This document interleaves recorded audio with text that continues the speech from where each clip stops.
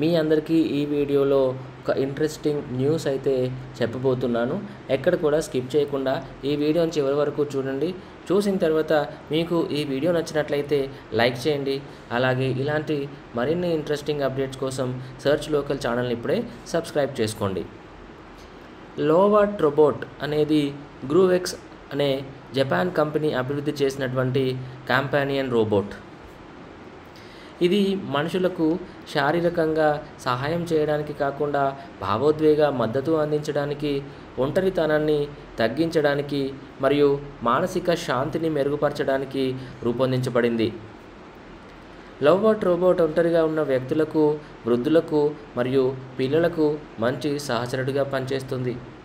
ఇది మనుషులను గుర్తించుకొని వారిని అనుసరించి మమతను కోరేలా ప్రేరేపిస్తుంది. అదేవిధంగా మానవ సంబంధాలను పెంచుతుంది. జపాన్లో ఓల్డ్ ఏజ్ హోమ్లు మరియు హెల్త్ కేర్ సెంటర్లలో లోవాట్ రోబోట్స్ని వృద్ధుల మానసిక ఆరోగ్యాన్ని మెరుగుపరచడానికి ఉపయోగిస్తున్నారు. ఇది డెమెన్షియా, మతిమరుపు ఉన్నటువంటి పేషెంట్స్కి మానసిక ఉల్లాసాన్ని, చురుకుదనాన్ని కలిగించడంలో సహాయపడుతుంది. లోవాట్తో గడిపినటువంటి సమయం మానసిక ఒత్తిడిని తగ్గించడంలో సహాయపడుతుంది అని ఎక్స్పర్ట్స్ చెబుతున్నారు. డిప్రెషన్ మరియు ఆందోళన సమస్యలను ఎదుర్కొంటున్న వారు థెరపీ రోబోట్స్గా కూడా వీటిని ఉపయోగిస్తున్నారు. లోవాట్ రోబోట్ పిల్లలకు సామాజిక నైపుణ్యాలను అభివృద్ధి చేయడానికి సహాయపడుతుంది. ఆటిజం ఉన్న పిల్లలు ఇతరులతో సహజంగా మెలగడం కష్టంగా భావిస్తారు. ఈ లోవాట్ రోబోట్స్ ద్వారా వారు భావోద్వేగ సంబంధాలను అభివృద్ధి చేసుకోవచ్చు అని నిపుణులు చెప్తున్నారు.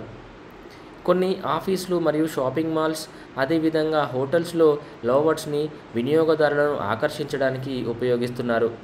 ఇవి కస్టమర్లను పలకరించి వారితో సరదాగా మెలిగి వారి అనుభూతిని కలిగించేలా అవి పనిచేస్తున్నాయి.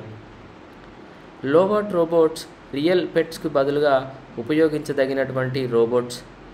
అలెర్జీలు ఉన్నటువంటి కుటుంబాలు లేదా చిన్న ఇళ్లలో నివసించేవారు దీనిని పెంపుడు జంతువులుగా భావించి ప్రేమతో చూసుకుంటూ ఉంటారు. ఇది కుటుంబ సభ్యులను గుర్తించుకొని వారి అల్లర్లను, ప్రేమ అనురాగాలను గుర్తించి స్పందించగలదు. లోవాట్ రోబోట్ అనేది ఆర్టిఫిషియల్ ఇంటెలిజెన్స్ మరియు రోబోటిక్స్లో కొత్త ప్రయోగాలకు ఉపయోగపడుతుంది. మానవుల భావోద్వేగాలను అర్థం చేసుకోవడం, వారికి సహాయం చేయడం వంటి అంశాలపై పరిశోధనలు మరియు అభివృద్ధిలో లోవాట్ అనేది ప్రముఖ పాత్ర పోషిస్తుంది.